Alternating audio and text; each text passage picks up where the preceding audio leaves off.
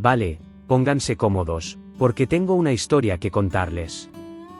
Es una de esas historias que parecen mentira, sobre cómo mi vida soñada casi fue arrasada, literalmente, por una comunidad de propietarios de la que ni siquiera formaba parte.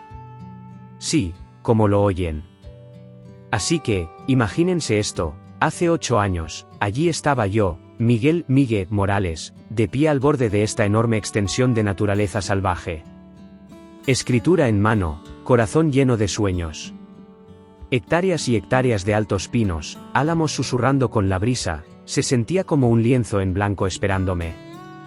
Me había partido el lomo durante años en la ciudad, con un trabajo estresante de ingeniero, ahorrando hasta el último céntimo que pude reunir para esta loca idea, vivir desconectado de la red. La gente pensaba que estaba loco, cambiando la jungla de asfalto por el medio de la nada. Pero aquí fuera, no era solo tranquilo, se sentía como libertad de verdad. Una oportunidad de construir algo con mis propias manos, vivir según mis propias reglas, sin nadie respirándome en la nuca. Hombre, ese primer año fue brutal. Empecé solo con una tienda de campaña, algunas herramientas básicas y mi vieja y fiable camioneta. ¿Talar árboles solo para hacer espacio para una cabaña?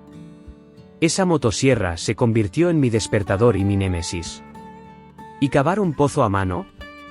Mis manos blandas de ciudad eran un desastre de ampollas, los músculos me dolían a rabiar. Algunas noches, simplemente me derrumbaba en mi tienda, demasiado cansado incluso para comer, mirando este increíble cielo lleno de estrellas, sintiéndome completamente agotado pero también, orgulloso. Satisfecho. Lenta y minuciosamente, al final de ese año, la estructura de mi cabaña comenzó a tomar forma. Elegí un lugar cerca de este pequeño arroyo que serpentea por la propiedad. El sonido de ese agua balbuceante, hombre, es como un recordatorio constante de la vida aquí. Usé la madera que había talado yo mismo, la fresé, di forma a cada tronco. La cabaña no era grande, solo una habitación principal con un altillo para dormir, pero era sólida. Era mía. Se sentía como un palacio. Durante los años siguientes, vivir aquí pasó de simplemente sobrevivir a prosperar de verdad. Se convirtió en algo natural. Puse paneles solares en el techo, suficiente energía para una nevera pequeña, mi portátil, luces. Hice un huerto en el soleado lado sur, construí un gallinero para tener huevos frescos. Cazar y pescar llenaron el congelador, y aprendí las viejas costumbres, hacer conservas, secar, preservar la cosecha. La vida encontró su ritmo, un equilibrio entre lo que necesitaba y lo que la tierra proporcionaba. ¿Y la simplicidad? Esa fue la mejor parte. Sin facturas de servicios públicos que te destrozan el alma, sin vecinos entrometidos asomándose por encima de las vallas juzgando mi césped, que de todos modos eran principalmente flores silvestres, sin ridículas ordenanzas municipales diciéndome de qué color podía pintar mi inexistente buzón. Era libertad de toda esa tontería burocrática que simplemente estrangula la alegría de la vida en la ciudad. Despertar con el sol, trabajar con mis manos hasta estar agotado, dormirme sabiendo que era verdadera y completamente libre. Llegué a conocer esta tierra como la palma de mi mano. Observé pasar las estaciones, los verdes vibrantes, los otoños ardientes, el silencioso manto de nieve en invierno.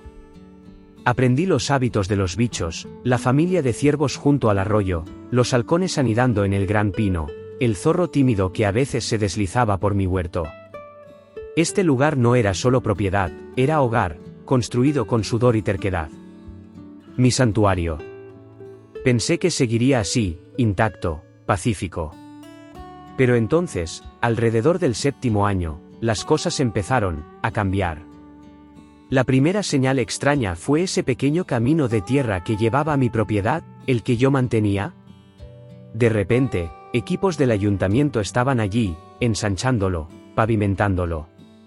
Parecía extraño, pero bueno, tal vez una rara inversión en infraestructura rural, ¿verdad? No le di demasiada importancia. Luego vino el ruido. El distante retumbar de maquinaria pesada flotando entre los árboles durante el día. Por la noche, el brillo antinatural de los reflectores cortando la oscuridad. En un tramo de tierra a pocos kilómetros de distancia, tierra que solía ser bosque vacío, estaban arrasando. Cayeron árboles, se vertieron cimientos. Lenta, implacablemente, una urbanización comenzó a tomar forma. Lo observé desde la distancia, un poco inquieto. ¿Cómo afectaría esto a mi vida tranquila? Mi tierra estaba lo suficientemente lejos, razoné. No podían molestarme aquí. Era dueño de mi terreno libre y sin cargas, nunca firmé papeles de la comunidad, nunca acepté ser parte de su mundo. El bosque se sentía vasto, seguramente había espacio tanto para sus céspedes cuidados como para mi prado salvaje. Vaya, qué ingenuo fui. La primera señal real de problemas no fue una excavadora, sino un trozo de papel. Lo encontré una mañana, cuidadosamente doblado en mi puerta cuando salía por leña. Sobre sencillo, sin remitente. ¿Dentro? Un aviso formal de algo llamado Comunidad de Propietarios Arroyo del Arce. Atención, era una carta de bienvenida. Dándome la bienvenida como nuevo miembro y describiendo amablemente todas las reglas que ahora se esperaba que siguiera. Se me cayó la mandíbula. Escaneé el documento, la confusión se convirtió en incredulidad, luego en pura rabia sin adulterar.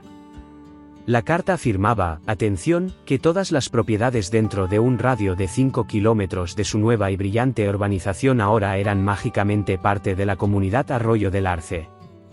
No importaba si firmabas algo, no importaba si tu propiedad era anterior a toda su existencia. Simplemente, puff. Estás dentro. Enumeraba toda una serie de regulaciones ridículas que no tenían ningún sentido aquí en el bosque, restricciones sobre los colores de pintura exterior, para mi cabaña de troncos hecha a mano, horarios obligatorios de mantenimiento del césped, de nuevo, prado de flores silvestres, y una prohibición de estructuras no autorizadas que, según ellos, incluía mi gallinero. ¿Y la guinda del pastel? Una factura. Por 600 euros. La cuota anual de la comunidad. Con una notita impertinente sobre las multas por pago atrasado. Estaba furioso. Lívido ni siquiera lo cubre. 8 años dediqué mi vida a construir esta existencia independiente, solo para que estos extraños intentaran imponer sus reglas suburbanas en mi tierra. Tierra que no poseían, tierra sobre la que no tenían derecho a dictar nada. Arrugué ese insultante trozo de papel y lo tiré directamente a mi estufa de leña, viéndolo curvarse y ennegrecerse. Ignorarlo. Ese era mi plan. No podían hacer cumplir esta tontería. Tenía que ser un farol, alguna extralimitación burocrática que se resolvería sola. Pero esa carta fue solo el principio. Durante las siguientes semanas, el acoso comenzó sutilmente, luego se intensificó. Coches desconocidos comenzaron a pasar lentamente por mi cabaña, a veces deteniéndose, haciéndome sentir vigilado. Aparecieron más avisos pegados a mi puerta, cada uno más agresivo. La comunidad insistía en que tenían autoridad legal debido a los planes de expansión comunitaria, y exigían cumplimiento. Amenazaron con multas por mi césped descuidado. Incluso se quejaron de mis paneles solares, las cosas que proporcionaban mi energía limpia, llamándolos una monstruosidad que violaba sus preciosas directrices estéticas. Mi vida pacífica estaba bajo asedio. Mi santuario se había convertido en un campo de batalla. Y supe, en el fondo, que ignorarlos no iba a funcionar. Este era mi hogar, mi sueño realizado. Y no iba a dejar que algún presidente de comunidad con ansias de poder y su junta de entrometidos me lo quitaran. Una mañana me desperté no con el canto de los pájaros, sino con el sonido de neumáticos crujiendo sobre la grava cerca de mi cabaña. Ese sonido se había convertido últimamente en una señal de alarma. Eché un vistazo por la ventana, mi corazón dando ese familiar golpe frustrado. Sí. Un elegante SUV negro aparcado justo al borde de mi entrada. 2 tipos trajeados salieron, con portapapeles prácticamente pegados a las manos, luciendo completamente cómicos aquí en el escarpado bosque. Apreté la mandíbula. Los observé pasear por mi propiedad como si fuera suya, señalando mi gallinero, gesticulando hacia los paneles solares de mi tejado. Tenía una idea bastante clara de quiénes eran estos payasos. Para cuando abrí la puerta de la cabaña de golpe, ya estaban a mitad de camino hacia mi porche. El más alto, quizás entre los 40 y los 50 años, pelo perfectamente peinado, esbozó una sonrisa que no le llegaba a los ojos y extendió la mano. «Buenos días, señor Morales», dijo, su voz suave como piel de serpiente pulida. «Soy David Pardo, presidente de la Comunidad de Propietarios Arroyo del Arce. Este es mi colega, Juan Varela, nuestro asesor legal». Ignoré el apretón de manos, crucé los brazos. «No soy parte de su comunidad», dije, manteniendo mi voz plana. «Están perdiendo el tiempo e invadiendo mi propiedad». La sonrisa de Pardo no vaciló, pero su tono se volvió instantáneamente condescendiente. «Señor Morales, entiendo su confusión. Pero permítame asegurarle que esto no es una pérdida de tiempo. Su propiedad cae dentro de la jurisdicción de Arroyo del Arce debido a su proximidad a nuestra urbanización. Como tal, dio un pequeño asentimiento condescendiente, está sujeto a las mismas reglas y regulaciones que nuestros miembros». Negué con la cabeza, plantándome firme. «Esta tierra no tiene absolutamente nada que ver con su urbanización. La compré hace 8 años, libre y sin cargas, mucho antes de que su desarrollo fuera siquiera un plano. Nunca firmé ningún acuerdo con ustedes, nunca acepté ser parte de su asociación, y no reconozco su autoridad aquí». Varela, el abogado, dio un paso al frente entonces, sosteniendo una gruesa pila de papeles como un escudo. «En realidad, señor Morales», comenzó, su voz igualmente suave pero con un filo más duro, «hay una cláusula en la escritura original perteneciente a esta área general, permite el establecimiento de una asociación de propietarios si la mayoría de las propiedades circundantes se desarrollan. Arroyo del Arce cumple ese requisito. Por lo tanto», golpeó los papeles, «su propiedad ahora se considera parte de la comunidad por defecto». Le arrebaté los papeles, hojeándolos rápidamente. Jerga legal densa, cláusulas que hacían referencia a ordenanzas municipales de las que nunca había oído hablar, pero en ninguna parte vi nada que estableciera explícitamente que mi parcela específica de tierra estaba incluida automáticamente o que mi propiedad anterior y la falta de acuerdo no importaban. Se sentía como una interpretación retorcida, una laguna legal por la que intentaban meterme. Devolví los papeles, con la mandíbula apretada. «Haré que mi propio abogado revise esto», dije, mi voz baja y firme. «Hasta entonces, se lo digo de nuevo, manténganse fuera de mi propiedad». La sonrisa de Pardo finalmente se deslizó, reemplazada por un destello de molestia. «Estamos tratando de ser razonables aquí, señor Morales. La comunidad existe para mantener el valor y el atractivo estético de toda la comunidad. Si se niega a cumplir, no tendremos más remedio que tomar medidas adicionales. Multas, gravámenes, puede volverse desagradable». Di un paso más cerca, mirándolo a los ojos. «Esto no es una comunidad, en el sentido que usted le da. Esta es mi tierra. Mi propiedad privada. Y si veo a alguno de ustedes, o a cualquier otra persona de su asociación, poniendo un pie en ella de nuevo sin mi permiso expreso, no solo llamaré a mi abogado. Llamaré a la policía y haré que los acusen de allanamiento». Los dos trajes intercambiaron una rápida mirada. El abogado, Varela, pareció negar sutilmente con la cabeza. Pardo vaciló, luego volvió a pegar esa sonrisa falsa. «Muy bien, señor Morales. Estaremos en contacto».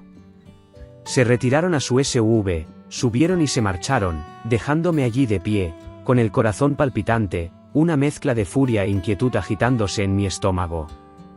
Había esperado resistencia cuando ignoré sus cartas, pero esto... Aparecer con su abogado, citando cláusulas oscuras de escrituras, actuando como si tuvieran el derecho absoluto de dictar términos en mi tierra. Este era un nivel completamente nuevo de agresividad. Estaba claro que no iban a retroceder fácilmente. Durante la semana siguiente, el acoso empeoró, se volvió más flagrante. Más coches desconocidos pasando lentamente, a veces deteniéndose. A veces captaba el destello de la lente de una cámara. Una mañana, encontré otro de esos malditos avisos naranjas clavado en un árbol justo al lado de mi entrada. Este declaraba mi gallinero una estructura no autorizada, y me daba 30 días para derribarlo. Otro aviso, pegado a la puerta de mi cabaña esta vez, apuntaba de nuevo a los paneles solares, violación de los estándares estéticos de la comunidad. Documenté todo meticulosamente. Fotos de cada aviso, descripciones y matrículas, cuando podía conseguirlas, de los vehículos sospechosos, registros detallados de cada interacción, cada pasada en coche. Sabía que esto se dirigía a una pelea legal, y necesitaba cada prueba que pudiera reunir. Al mismo tiempo, volví a sumergirme en la investigación. Leyes de propiedad, regulaciones de comunidades, precedentes judiciales. Pasé horas encorvado sobre mi portátil, el generador zumbando afuera, buscando cualquier cosa que pudiera ayudar. Leí historias de terror online, familias multadas hasta la bancarrota por cosas triviales, casas embargadas por disputas con comunidades, demandas interminables por el color de un buzón. Era aleccionador. Estas comunidades podían ejercer un poder increíble, y parecían absolutamente despiadadas cuando se les desafiaba. Pero también encontré destellos de esperanza. Casos en los que los propietarios se habían defendido con éxito, demostrando que la comunidad se había extralimitado, demostrando que su propiedad no estaba bajo la jurisdicción de la comunidad. La clave siempre parecía estar en la letra pequeña, la escritura original, la redacción específica de los documentos rectores de la comunidad, demostrando que carecían de la autoridad que afirmaban. Sabía que necesitaba respaldo profesional. Esto no era algo que pudiera manejar solo contra sus abogados. Encontré a Jessica Álvarez, una abogada cuyo nombre seguía apareciendo en artículos sobre desafíos exitosos contra comunidades agresivas. Su sitio web hablaba de luchar por los derechos de propiedad, enfrentarse a los matones. Sonaba exactamente como quien necesitaba. Nuestra llamada telefónica inicial fue un alivio. Le conté toda la saga, heredar la tierra, construir mi vida desconectada, la aparición repentina de la comunidad, las cartas, la visita de Pardo y Varela, los avisos crecientes. Le envié por correo electrónico copias de mi escritura, los avisos, las fotos. Jessica revisó todo y me llamó al día siguiente. Su voz era tranquila, profesional, pero tenía un trasfondo de ira controlada que resonó conmigo. Buenas noticias, Miguel, dijo de inmediato. Basándonos en todo lo que has enviado, especialmente esa escritura original y la falta de cualquier inclusión específica en los documentos de formación de la comunidad, tu propiedad no está legalmente vinculada a la comunidad Arroyo del Arce. Esa cláusula que citan sobre el desarrollo circundante, generalmente se interpreta que se aplica solo a propiedades dentro de una urbanización planificada destinada a dicha gobernanza, lo cual claramente no es la tuya. Se están extralimitando absolutamente en su autoridad. Sentí una ola de alivio tan fuerte que casi me caigo contra la pared. ¿Así que solo están fanfarroneando? ¿Tratando de intimidarme? Exactamente, confirmó Jessica. Desafortunadamente, es una táctica común. Confían en que los propietarios no conozcan sus derechos, se asusten y simplemente cumplan para evitar problemas. Pero no te preocupes, añadió firmemente, podemos luchar contra esto. Redactaré una carta formal de cese y desistimiento de inmediato, desafiando sus afirmaciones punto por punto y exigiendo que detengan todo acoso. La carta salió, correo certificado, acuse de recibo solicitado. Pero fiel a su estilo, la comunidad no retrocedió. Redoblaron la apuesta. Una semana después, llegó otra carta, esta vez gruesa, de aspecto oficial, firmada por su abogado, Juan Varela. Me acusaba formalmente de incumplimiento de las regulaciones de la comunidad y amenazaba con acciones legales, incluyendo la imposición de un gravamen sobre mi propiedad y eventual ejecución hipotecaria, si no pagaba la cuota anual acumulada de 600 euros, por una membresía que nunca tuve, y eliminaba todas mis infracciones, el gallinero y los paneles solares, en un plazo de 14 días. Mi frustración se desbordó. Esto era una locura. Decidí que era hora de llevar la lucha al público, combatir el fuego con fuego. Grabé un vídeo allí mismo frente a mi cabaña, sosteniendo su última carta amenazante. Conté mi historia, con calma, objetivamente, detallando el acoso, explicando cómo mi propiedad estaba exenta, mostrando los ridículos avisos, denunciando a la comunidad por su flagrante extralimitación y tácticas de intimidación. Lo publiqué online, YouTube, Facebook, en todos los lugares que se me ocurrieron. La respuesta fue explosiva. El vídeo se volvió viral, compartido miles de veces. Llovieron comentarios, mensajes de apoyo, indignación por la comunidad, gente compartiendo sus propias pesadillas con comunidades. Las estaciones de noticias locales lo recogieron. Los reporteros comenzaron a llamar, queriendo entrevistas. De repente, mi vida tranquila y desconectada estaba en el centro de atención. Se sintió raro, exponer mi santuario así, pero lo agradecí. El escrutinio público, pensé, podría ser el único lenguaje que entendieran matones como la comunidad Arroyo del Arce. A medida que aumentaba la presión online y en los medios, me preparé. Sabía que la comunidad no desaparecería sin más. Contraatacarían, probablemente se volverían aún más desagradables. Pero ahora, no solo estaba luchando por mí mismo. Sentí que estaba luchando por todos los que alguna vez habían sido presionados por una organización que se creía por encima de la ley. La batalla por mi tierra, mi libertad, apenas comenzaba, y ahora, todo el mundo estaba mirando. Una mañana, me desperté con un silencio extraño. No el habitual silencio pacífico del bosque, sino como, un silencio tenso. Salí, café en mano, y mi estómago dio un vuelco. ¿Esos malditos avisos naranjas? Ya no estaban solo en mi puerta o en el árbol.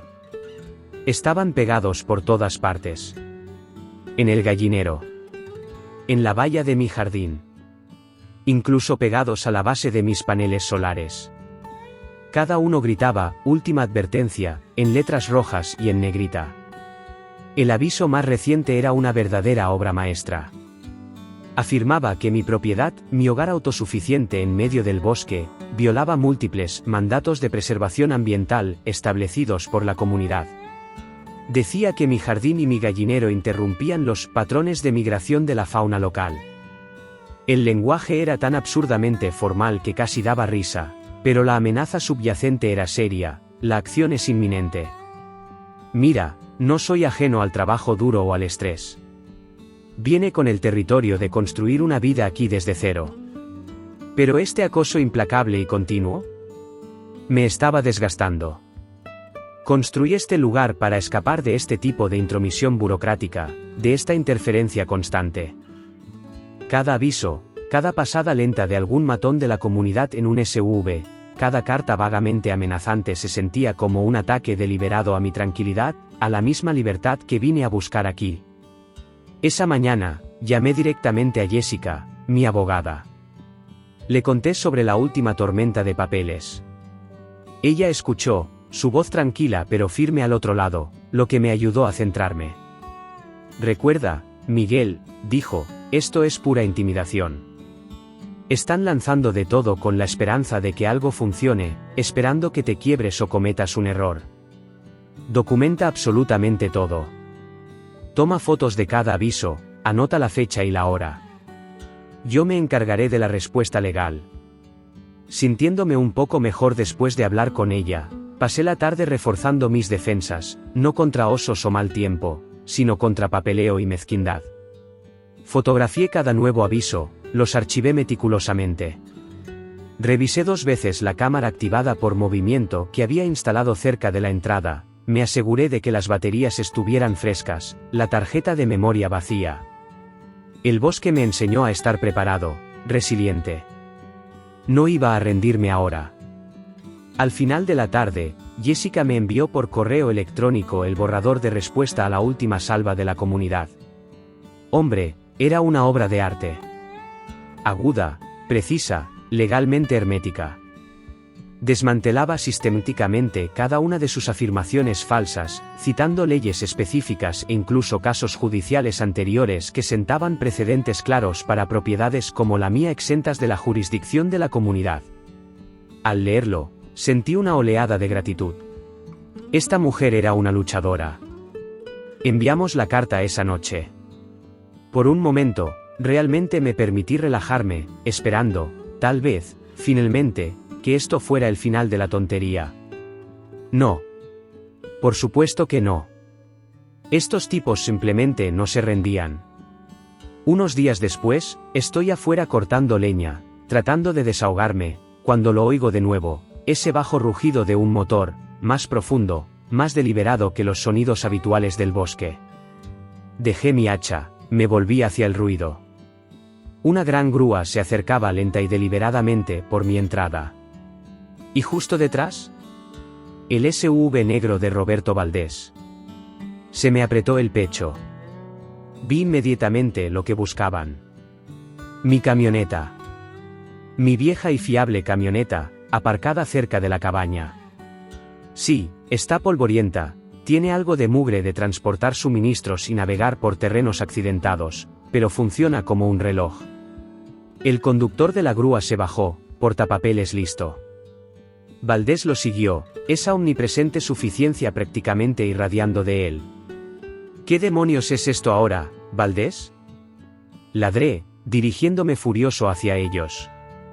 Valdés levantó una mano, ese gesto exasperantemente tranquilo de nuevo. Su tono, sin embargo, era cualquier cosa menos tranquilizador.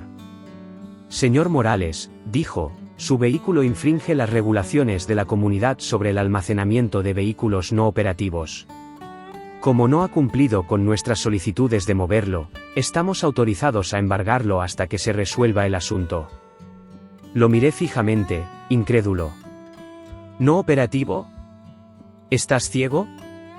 Esa camioneta funciona perfectamente. La conduje al pueblo la semana pasada. La sonrisa de Valdés no vaciló, pero sus ojos tenían ese brillo frío, como un depredador acorralando a su presa. No se trata de si funciona, señor Morales. Se trata de la estética de la comunidad.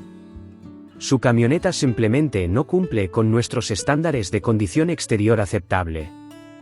Era la acusación más ridícula y rebuscada hasta el momento. Mis puños se cerraron a mis costados, pero me obligué a mantener la calma exteriormente, recordando el consejo de Jessica. Documenta todo. ¿Estás invadiendo mi propiedad, Valdés?, dije, mi voz baja y firme. Esta es mi propiedad privada. No tienes autoridad para estar aquí, y mucho menos para remolcar mi vehículo. Sal de mi terreno antes de que llame a la policía de nuevo. El conductor de la grúa vaciló, luciendo genuinamente inseguro. Miró de mí a Valdés, claramente incómodo con la situación. Pero Valdés, lleno de arrogante confianza, presionó. Puede llamar a quien quiera, señor Morales. Pero esta camioneta se va hoy. Si la quiere de vuelta, tendrá que saldar las multas pendientes que hemos evaluado. Eso fue todo. Saqué mi teléfono, ni siquiera fingí llamar a nadie todavía. Simplemente comencé a tomar fotos, la grúa, su matrícula claramente visible, Valdés parado allí luciendo imperioso. Le sugiero que se vaya ahora, dije, mi voz bajando a una calma glacial que me sorprendió incluso a mí. Antes de que esta grúa se convierta en la prueba B en la demanda que presentaré contra usted por embargo ilegal, allanamiento y acoso continuo. Quizás fue la cámara haciendo clic, quizás fue la furia fría en mis ojos, quizás el conductor de la grúa finalmente se dio cuenta de que estaba a punto de ser cómplice de algo gravemente ilegal. Miró a Valdés, claramente pidiendo dirección. Valdés vaciló, su confianza engreída finalmente fallando. Me fulminó con la mirada, luego hizo un gesto brusco y frustrado con la mano. Le indicó al conductor que retrocediera. La grúa retrocedió lenta, cuidadosamente, fuera de mi entrada. Valdés volvió a su SUV, pero no antes de lanzar una última advertencia por encima del hombro. Esto no ha terminado, Morales. Te arrepentirás de esto. Una vez que se fueron, desaparecieron por el camino, me quedé allí a la luz menguante, con las manos temblando, no de miedo, sino de pura adrenalina y rabia sin adulterar. Llamé inmediatamente a Jessica. No vas a creer lo que intentaron ahora, dije, relatando el incidente de la grúa. Su respuesta fue rápida y decisiva. Esto es acoso flagrante, Miguel. ¿Intento de embargo ilegal basado en infracciones inventadas? Han perdido completamente la cabeza. Incluiremos esto inmediatamente en la contrademanda. Nos acaban de dar más munición. Las siguientes semanas fueron un torbellino de idas y venidas legales. La comunidad presentó oficialmente su demanda contra mí, acusándome de todo bajo el sol, violar reglas que no se aplicaban, bajar el valor de las propiedades, ser una molestia general. Contraatacamos con nuestra contrademanda, acoso, allanamiento, angustia emocional, intento de incautación ilegal de propiedad. La batalla se unió oficialmente en los tribunales. Mi historia, gracias al vídeo que había publicado y la continua cobertura de noticias, siguió ganando tracción. El apoyo llegaba online. Mensajes de personas de todo el país, compartiendo sus propias historias de terror con comunidades, ofreciendo consejos, simplemente animándome. Se sintió bien no estar solo en esto, incluso si mi realidad física aquí seguía siendo bastante aislada. Los medios locales siguieron siguiendo el caso, presentándome como una especie de héroe popular desconectado que se enfrentaba a la intimidación corporativa. A medida que se acercaba la fecha del juicio, el peso de todo era inmenso. Esta no era la vida para la que me había inscrito. Este conflicto constante, esta sensación de estar bajo asedio, era agotador. Pero cada vez que miraba el hogar que había construido, la tierra que amaba, sabía que no podía rendirme. No solo por mí, sino por el principio. Por todos los demás que podrían encontrarse en una lucha similar algún día. El día antes de la audiencia, Jessica llamó con una última charla de preparación. Miguel, dijo, su voz llena de confianza, he revisado todo su expediente, cada moción, cada prueba. No tienen por dónde agarrarse. Sus afirmaciones se basan en arena, interpretaciones vagas de estatutos que no se aplican a usted, infracciones inventadas, pura intimidación. Tenemos los hechos, tenemos la ley, tenemos la evidencia de su acoso. Tenemos esto ganado. A pesar de su certeza, no podía quitarme los nervios. La comunidad tenía recursos, conexiones y una desagradable determinación de ganar. Pero mientras miraba mi cabaña, bañada por la suave luz del atardecer, rodeada por la fuerza silenciosa del bosque que se había convertido en mi hogar, mi santuario, supe que no podía retroceder. Esta era mi pelea. Y estaba listo. Finalmente llegó el día de la audiencia. Me sentí surrealista, poniéndome una camisa y unos vaqueros decentes, saliendo de mis pacíficos bosques hacia el ambiente estéril del juzgado del condado. Mi mente era una mezcla de nervios y resolución férrea.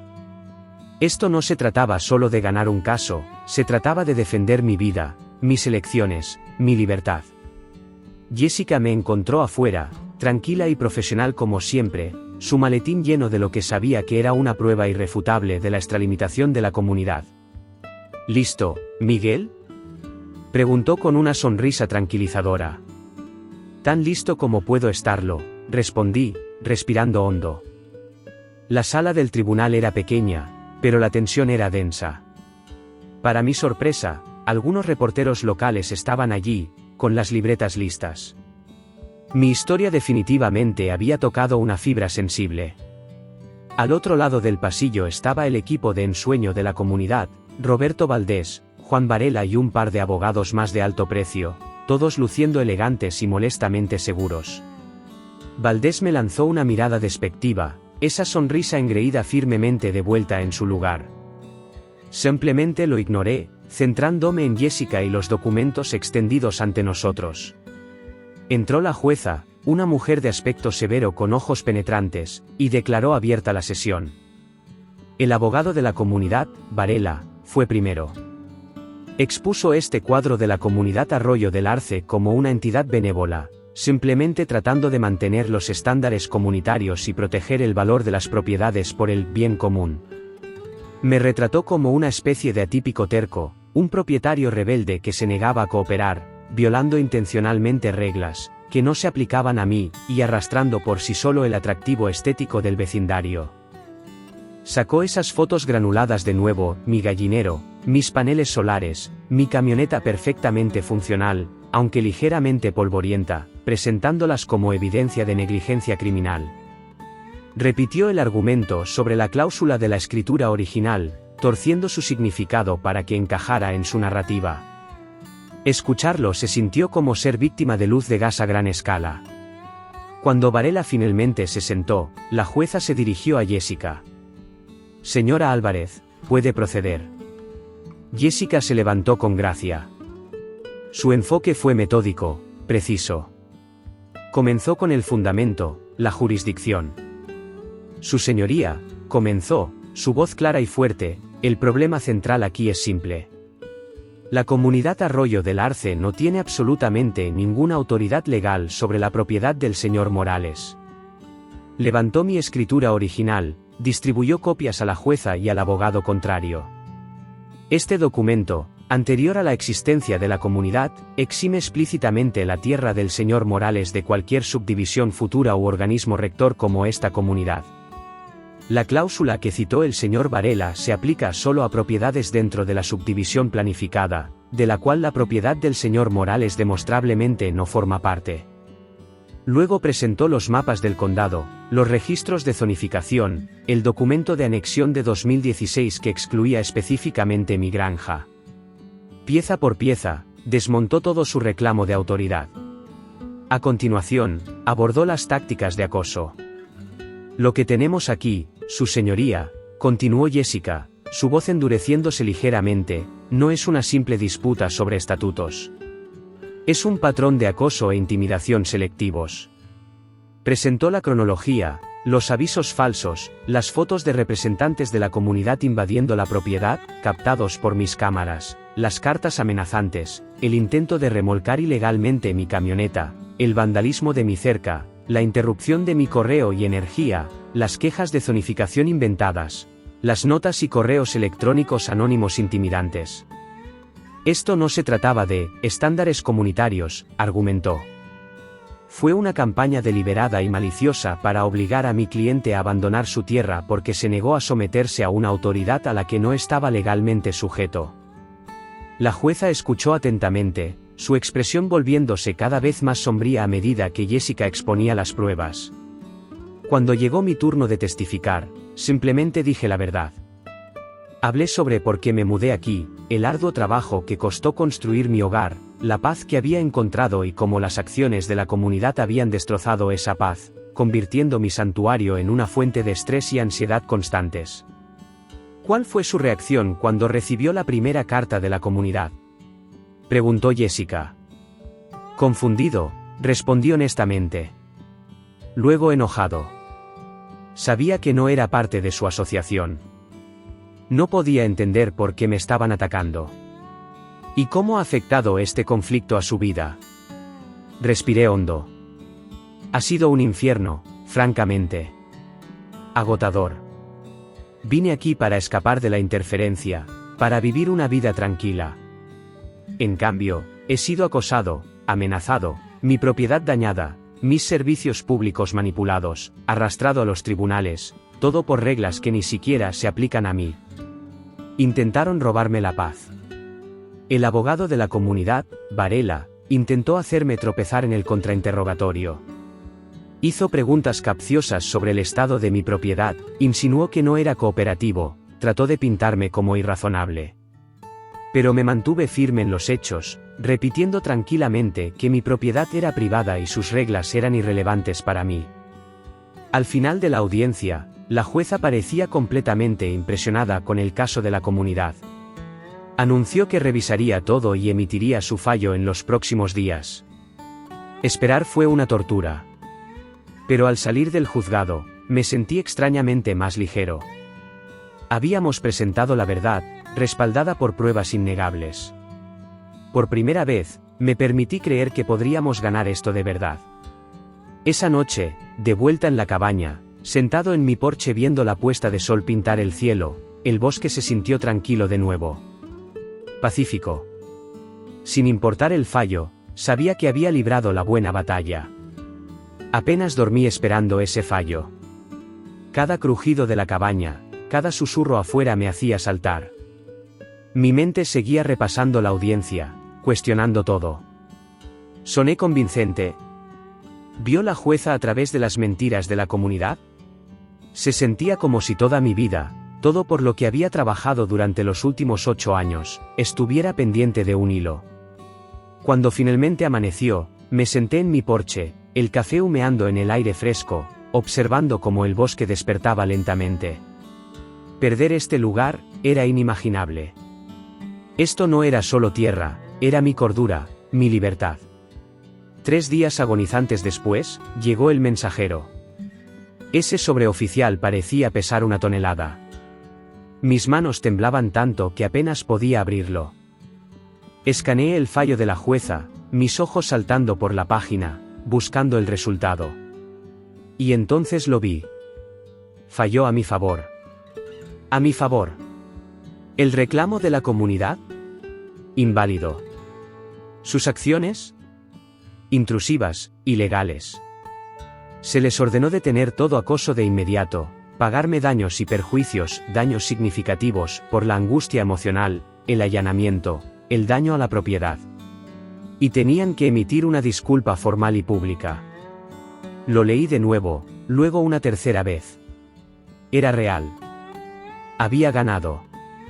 El peso que me había estado aplastando durante meses de repente se levantó. Simplemente me senté allí en los escalones del porche, el fallo en mi regazo, y solté un suspiro que sentí que había estado conteniendo durante años. Se acabó. Mi tierra, mi hogar, mi libertad estaba a salvo. La noticia golpeó a la comunidad como una onda expansiva, gracias a los reporteros que habían estado siguiendo el caso. Mi teléfono comenzó a explotar, llamadas, correos electrónicos, mensajes de personas de todas partes, felicitándome, compartiendo sus propias historias de terror con comunidades, agradeciéndome por enfrentarme a ellos. Fue abrumador, humillante. Me di cuenta de que mi lucha no había sido solo mía, se había convertido en un símbolo para otros. La comunidad Arroyo del Arce, como era de esperar, no aceptó la derrota con gracia, pero estaban acorralados. Roberto Valdés, el presidente engreído, renunció poco después del fallo, citando vagas razones personales. Sí, claro. Se rumoreaba que los residentes estaban furiosos por el dinero desperdiciado y la mala prensa. La comunidad se vio obligada a pagar los daños, lo que, combinado con sus honorarios legales, aparentemente hizo una mella seria en su presupuesto. Con los daños otorgados, finalmente tuve los fondos para hacer algunas mejoras reales en mi lugar. Arreglé la valla del jardín correctamente, amplié el gallinero, supongo que después de todo no interrumpía los patrones de migración, y mejoré mi sistema solar, obtuve un sistema aún mejor, más potencia, más independencia. Cada mejora se sintió simbólica, como borrar la mancha de su acoso y reclamar mi espacio. La vida comenzó a asentarse de nuevo en ese ritmo tranquilo que amaba. Días pasados trabajando la tierra, cortando leña, pescando en el arroyo, simplemente disfrutando de la soledad y la libertad por la que tanto había luchado para proteger. El drama de la comunidad comenzó a sentirse como un mal sueño lejano, aunque guardé los documentos judiciales archivados, un recordatorio de la batalla ganada. Una fresca mañana de otoño, estaba junto al arroyo, reforzando las orillas, cuando un coche que no reconocí se detuvo. Salió una mujer, luciendo un poco vacilante. ¿S.R. Morales?, gritó. Soy yo, dije, dejando mi pala. Se presentó como Emilia Jiménez, una nueva residente en Arroyo del Arce. Oí hablar de su caso, dijo. Nos mudamos aquí hace unos meses, no sabíamos nada de los problemas con la comunidad. Pero las cosas realmente han cambiado desde su demanda. Ahora son mucho menos agresivos. La gente está presionando por reformas. Solo quería decir, creo que marcó una diferencia mayor de la que se da cuenta. Sus palabras me tomaron por sorpresa. Había luchado por mí mismo, por mi propio pedazo de tierra. La idea de que realmente había provocado un cambio para otros, incluso en la comunidad con la que inicialmente no quería tener nada que ver. Eso se sintió bien. Realmente bien. Humillante. Esa noche, saqué ese viejo diario de nuevo. Empecé a escribir. Sobre el arduo trabajo, la paz, la lucha, la victoria inesperada, el apoyo de extraños, la conversación con Emilia. Se sintió bien procesarlo todo. Me di cuenta de cuánto había aprendido, sobre la ley, claro, pero sobre todo sobre mí mismo. El bosque me enseñó resiliencia, pero esta lucha me había enseñado coraje. El coraje de levantarme, no solo por mí mismo, sino por lo que era correcto. Mientras el fuego crepitaba y las estrellas brillaban en lo alto en ese vasto y oscuro cielo, cerré el diario. Miré mi tierra, mi hogar, mi santuario. Era verdaderamente mío de nuevo. Y pasara lo que pasara después, sabía que tenía la fuerza para enfrentarlo. Mi victoria no fue solo legal, fue personal. Un testimonio de perseverancia, una defensa de la libertad y una prueba de que, a veces, el pequeño realmente puede ganar.